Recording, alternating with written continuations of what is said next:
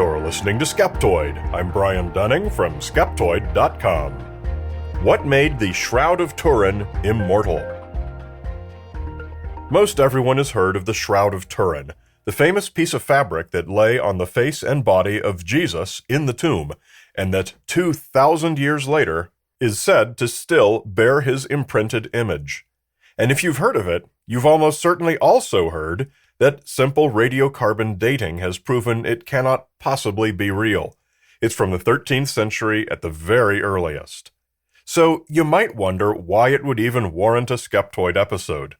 The reason is that neither of those two perspectives, that it is real and that it is fake, come close to telling the full story of the Shroud. For its true history is rich with lessons in how and why we believe.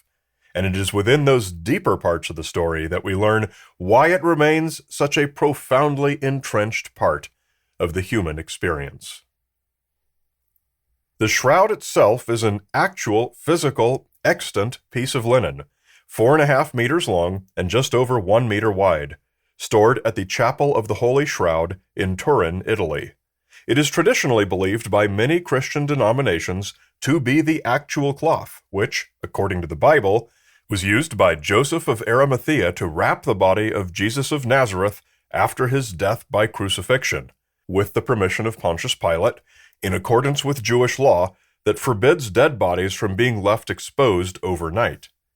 In the Gospel of Mark, Joseph, who had been on the council that condemned Jesus but still wished to follow Jewish law, did the minimum necessary to wrap the body in a new, clean shroud and place it into a tomb carved into the rock. This was the tomb from which Jesus is said to have resurrected himself after 3 days, and during those 3 days, it is believed that the image of his face and body became imprinted onto the fabric, and this image is still visible today. The disciple Peter retrieved the shroud after the resurrection. We'll get into the known history of the shroud now in Turin once we better define the question we're here to answer today. In order to have this conversation, we must first dispense with the enormous boulder that's blocking our doorway, and that's that it's premature to answer the question of whether this shroud really did cover Jesus of Nazareth without first establishing whether Jesus of Nazareth existed. Well, woe be unto short-memoried or new listeners. We dove all the way to the bottom of this question in episode number 666, of course, and found that despite loud contradiction from both the for and against sides, the majority of academic work does not find sufficient evidence to answer this question one way or the other. But it is also a really specific question, because of all the messiahs running around that part of the world at the time, there could easily have been half a dozen who happened to be named Jesus. For the purposes of that episode, our specific question was whether a Jesus of Nazareth was executed by Pontius Pilate, in or about the year 30 CE, as that is a factual question that does have a firm yes or no answer. That answer is just not known. But for the question of the shroud, we can be less restrictive. If this piece of fabric had lain over anyone's face at all 2,000 years ago, that would be a remarkable enough discovery. If it was over the face of someone named Jesus, who had been regarded as a Messiah, even more so. But to prove it covered the body of Jesus of Nazareth after his execution by Pontius Pilate, in or about the year 30 CE, well, this is unprovable. We don't have DNA from Jesus to match with the stains on the cloth said to be blood, and the blood stains have been chemically identified as tempera paint, and so don't contain any DNA. So for the purposes of this episode, let's make our litmus test simply the question of whether this is indeed a 2,000-year-old burial shroud bearing the image of the person it covered.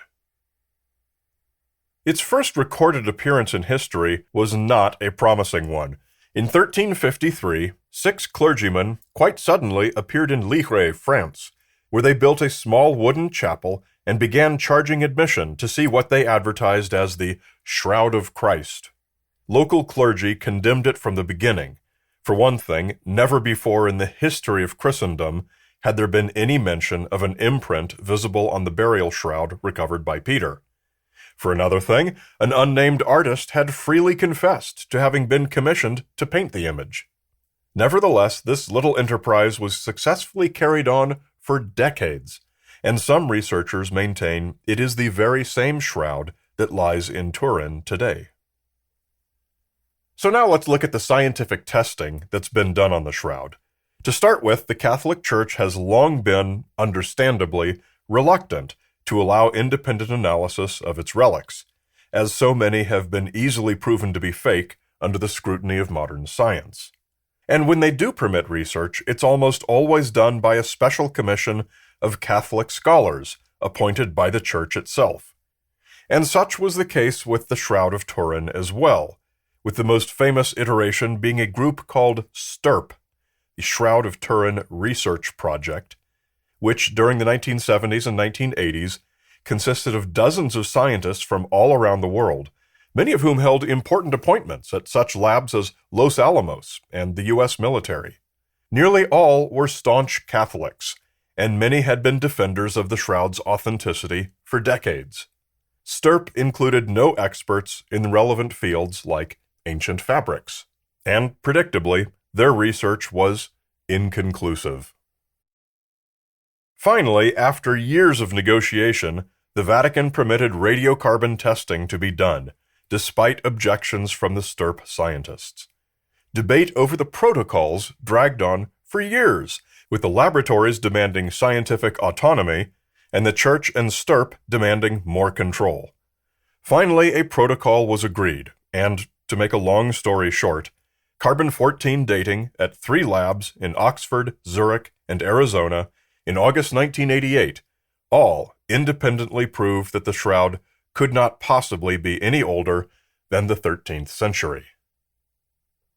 One of the problems with the protocols was that no authentic fabric could be found to be used as a control.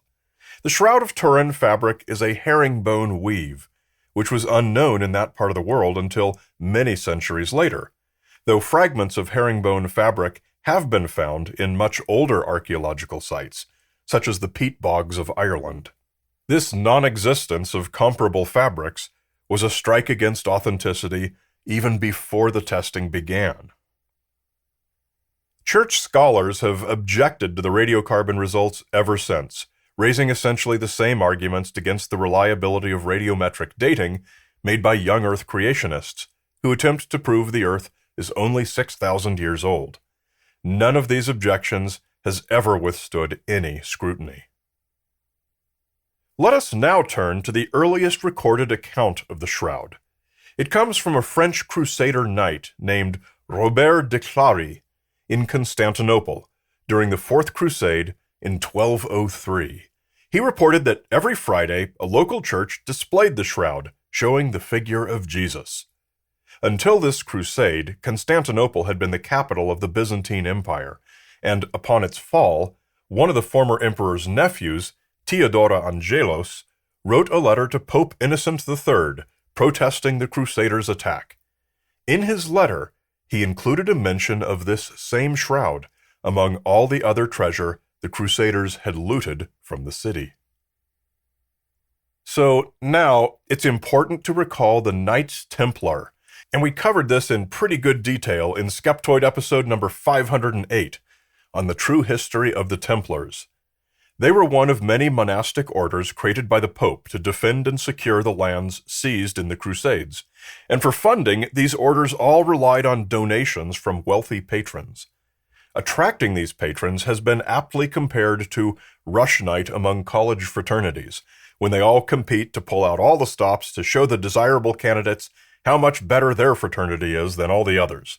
To do this, the Templars, the Teutonics, the Hospitallers, and all the other such orders touted the vast treasures they'd accumulated, and especially the rare holy relics they held.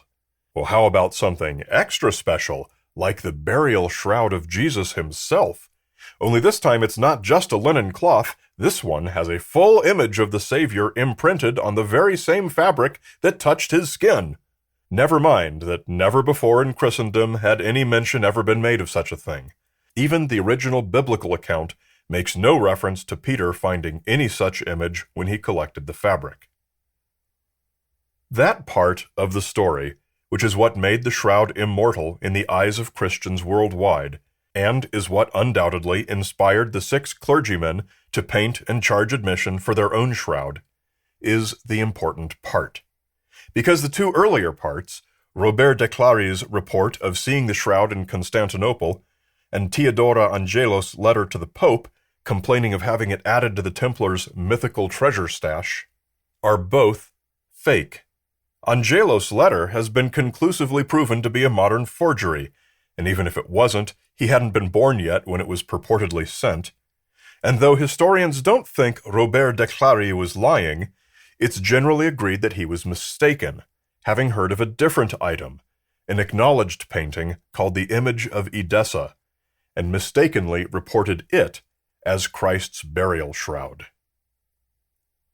What survived all of this was a story of a burial shroud miraculously imprinted with Christ's image, a story that no doubt inspired the 6 clergymen in Lihre, France in 1353 when they hired the local artist to create for them what they essentially displayed as a sideshow curiosity.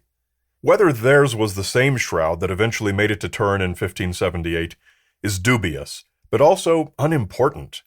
By any reasonable standard, the shroud is a medieval story that has no credible connection to either the cloth in Turin or any of its other manifestations at various places, and certainly no credible connection to anyone in Jerusalem more than 1,000 years earlier. The significance and personal import of that story is a matter for every individual, according to his or her beliefs and preferences. But the facts of it are not. You know who else is significant and a matter of personal import? Skeptoid's premium supporters, such as BDR, Deborah Wade and the 4 Wadelings, Sean Callow, and, of course, Ratchbox and Ree. Be sure to catch In Fact, our YouTube video series based on selected Skeptoid episodes. Find it at infactvideo.com. And follow us on your favorite social media for even more great content.